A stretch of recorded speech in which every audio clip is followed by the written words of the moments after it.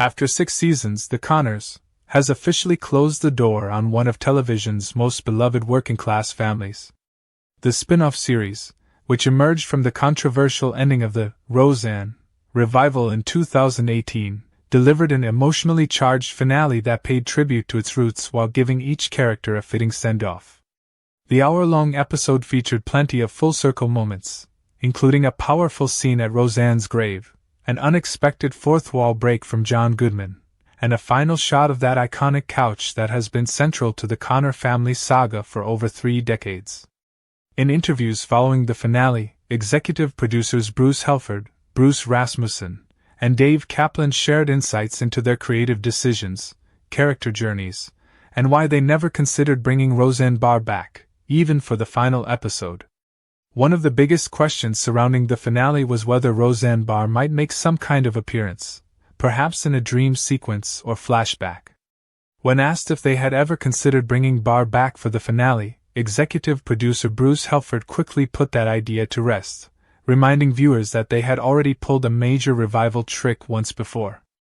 "We pulled a Newhart the first time," Helford noted, referring to the 2018 Roseanne revival that began with the resurrection of John Goodman's Dan Connor, who had been killed off in the original series finale back in 1997.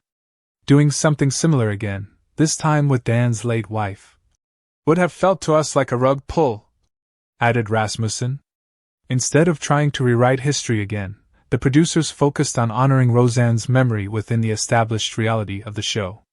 According to Helford, their only real conversation about Roseanne's character centered on preserving her memory in a respectful way. "People loved her family loved her, and we wanted to make sure that this was something that honored that," he explained. Kaplan emphasized that this approach had been consistent throughout the spin-off's run. "We never ran away from or disrespected her character. That was a conscious decision on all our parts." This respect for the character, as distinct from the actress, manifested in Wednesday's finale when Dan took on the pharmaceutical company responsible for his late wife's opioid addiction. While he didn't walk away with millions, the storyline provided emotional closure for both the character and viewers who had followed the family's journey since Roseanne's death. The finale's most touching tribute to Roseanne came when Dan, Darlene, Becky, and Jackie visited her grave with their respective spouses, all of whom entered their lives after Roseanne's fatal overdose.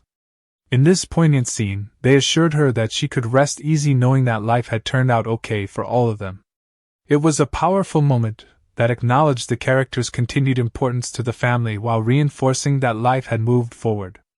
This scene demonstrated the producer's commitment to honoring Roseanne's character without resorting to gimmicks or undermining the narrative they had built over 6 seasons of The Conners. One of the most significant plot points in the finale involved Dan's lawsuit against the pharmaceutical company. True to the show's working-class roots, Dan didn't walk away with the $108 million that might have given the series a fairy tale ending. Instead, he received just $700, a deliberately small amount that reflected the show's commitment to realism. When asked if they had ever considered giving Dan a larger settlement, Helford laughed. "Even the idea of landing on $700, it was like, what's a small enough amount of money that doesn't seem completely ridiculous?" Kaplan revealed that the amount was actually the result of a negotiation among the writers. "We wanted it to be just enough where they could blow it in one fell swoop on something silly. They ended up having a pizza party, which was nice. Maybe you can't spend $700 at Domino's, but it had to be insignificant enough that we know that the little guy doesn't ever win, really."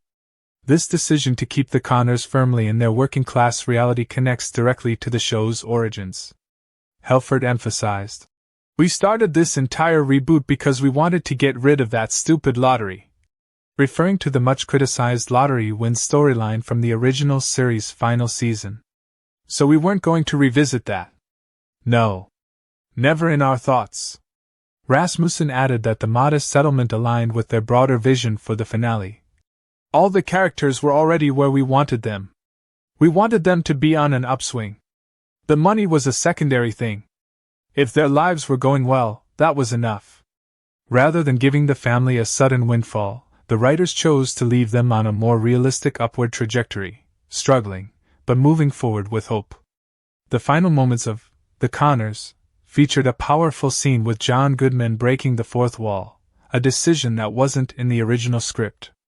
The scene showed Dan sitting alone in the living room after saying goodbye to his family, similar to how the original, Roseanne, ended with Roseanne sitting alone.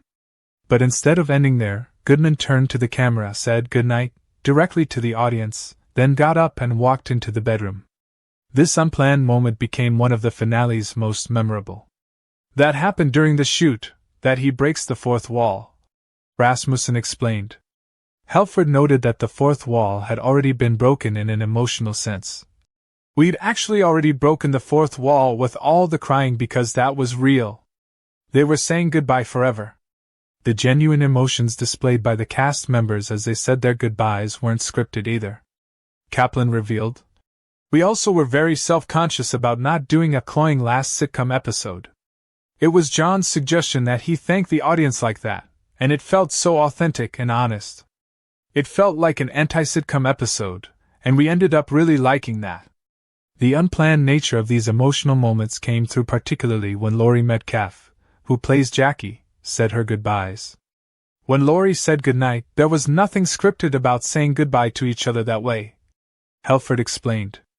When she went to the door, she chose to pause and do that, and it broke everybody. They realized she was saying goodbye forever, and so they all responded in that way. The producers acknowledged that these emotional goodbyes didn't necessarily make narrative sense within the episode's story. After all, the characters were just saying goodnight after a pizza party, not moving away forever. But the authenticity of the moment was too powerful to cut. We realized that it didn't make a lot of sense in that particular story, but it was just so honest and so human. It was kind of irresistible to us to leave it in, Kaplan said. This willingness to embrace the real emotions of the cast saying farewell to characters they portrayed for decades, in some cases, added an extra layer of poignancy to the finale.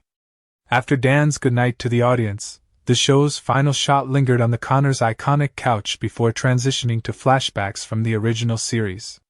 This ending was carefully designed to bring the story full circle. The couch is always intentional. It was intentional at the very beginning of the reboot, Halford explained. That couch is so iconic, and to me it represents the couch the audience sits on to watch the show. It's like, our couch is your couch. The producers debated how long to stay on the empty couch, initially considering a 40-second shot, before deciding to incorporate flashbacks that showed the passage of time, particularly meaningful for Sarah Gilbert, Darlene, and Lacey Goranson, Becky, who literally grew up on the show. The flashback selected for the final moments came from Season 5 of the original, Roseanne, a significant choice for the producers. Halford and I started out together on this journey during Season 5 of Roseanne, so we thought we'd end it there, Rasmussen explained. Kaplan noted that he had joined the original show just before them. This subtle nod to their own history with the franchise made the ending not just a series finale, but what Halford called a legacy closer as opposed to a series closer, acknowledging the decades-long journey of both the fictional family and the real people who brought them to life. The finale also provided closure for each of the main characters, giving viewers a sense of where they would be heading after the cameras stopped rolling. For Darlene, Season 7 resolved questions that had been building since the end of Season 6. When she found herself at a crossroads between pursuing her passion for writing and accepting a stable job to provide for her family. In Season 6 she made the noble sacrifice of staying in the job at the college cafeteria in order for Mark to go to school, Halford explained. Once he decided in the second-to-last episode to leave college and move to New York City to partake in an IT training program, then it was really about whether she was going to go out and start challenging the world again, and we thought, no, it doesn't feel honest at this stage. Instead, Darlene's final arc focused on her relationship with Ben, which faced challenges when he pursued his dream of launching a hardware magazine. The introduction of Chad, played by Seth Green, added complexity to their relationship, though the producers were careful not to repeat past storylines. The Seth Green character was never meant to be a romantic interest, Halford clarified, addressing concerns that it might have been a rehash of the Darlene-David-Mark triangle from the original series. By the finale, Darlene and Ben had resolved their issues and appeared to be on solid footing. When families are struggling to make ends meet, it's incredibly hard on relationships, Kaplan noted. We just wanted to throw a bit of a question mark into the Darlene and Ben of it all. Ben was hellbent on having the hardware magazine. Would it tear them apart? There was a moment where it didn't look good, but ultimately they're going to stay together in the same way that our other couples have. For Becky, the finale showed her graduating and securing a well-paying job, leading to the significant step of commingling finances with her boyfriend Tyler. When asked if they had considered something more traditional like marriage or buying a house for Becky's ending, Helford revealed an interesting behind-the-scenes detail. Lacey said, "Please don't get me married." Rasmussen confirmed. Yeah, she did not want Becky to get married. We had done so many marriages on this show. Rather than going for the expected milestone, the writers chose to focus on Becky's personal growth and recovery from alcoholism. We just wanted her to be the Becky we knew from the beginning, Rasmussen explained. The smart girl finally got back, after all the shit she'd been through, to who she really was. This approach aligned with the producer's feminist sensibilities as well. We were kind of sensitive about her victory at the end of all this being a man, Kaplan noted. We wanted it to be her. She battled her demons, came out the other side and became who she was meant to be all along. That felt more satisfying than a relationship milestone. At the same time, they acknowledged that Becky had found happiness in her relationship with Tyler, with Rasmussen adding. And she found a really sweet, supportive, secure guy. It was a balanced ending that focused on Becky's agency and growth while still giving her a promising romantic future.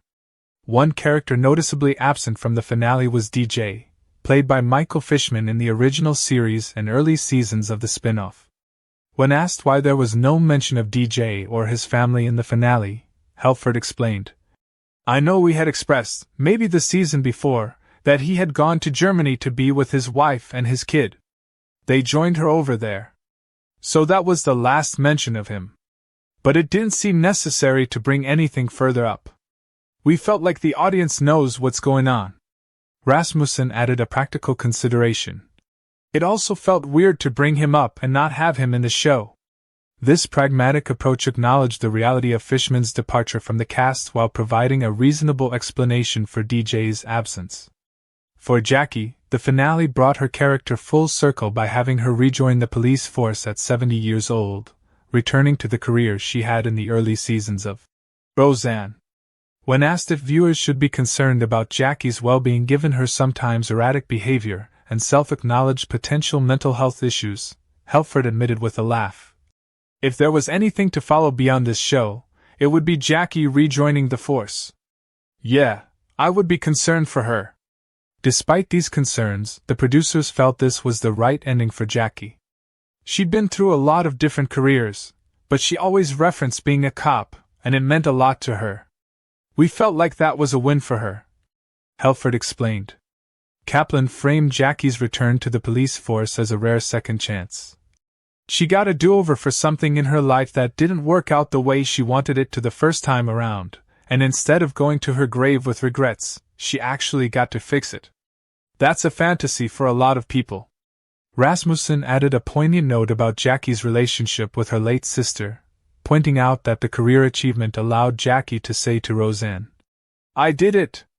It was a bittersweet acknowledgement of their complex relationship, and Jackie's desire for her sister's approval, even after death.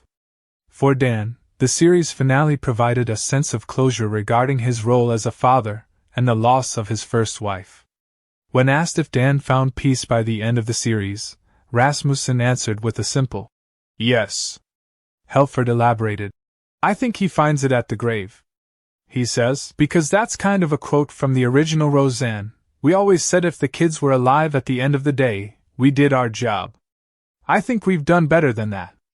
I think that's his acceptance and understanding that he actually has been a great dad. He realizes he created these three beings who can handle themselves.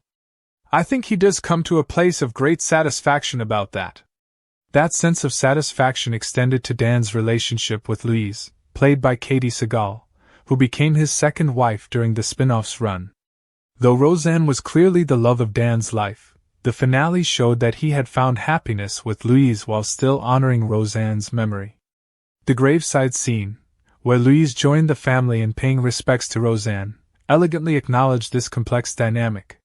Dan ended the series surrounded by a loving wife and family, having made peace with his past while looking forward to a future that, while not perfect, offered plenty of reasons for contentment. As The Conners takes its place in television history alongside Roseanne, the finale successfully balanced honoring the past while allowing the characters to move forward. By refusing to resort to gimmicks like lottery wins or character resurrections, the producers stayed true to the show's working-class roots and commitment to authentic storytelling. The emotional goodbyes, both scripted and unscripted, provided a fitting end to a series that has been part of American television for over 35 years. As Dan said goodnight directly to the audience before the camera lingered on that iconic couch one last time, The Conners closed a significant chapter in TV history with dignity, humor, and heart, just as the Connor family would have wanted.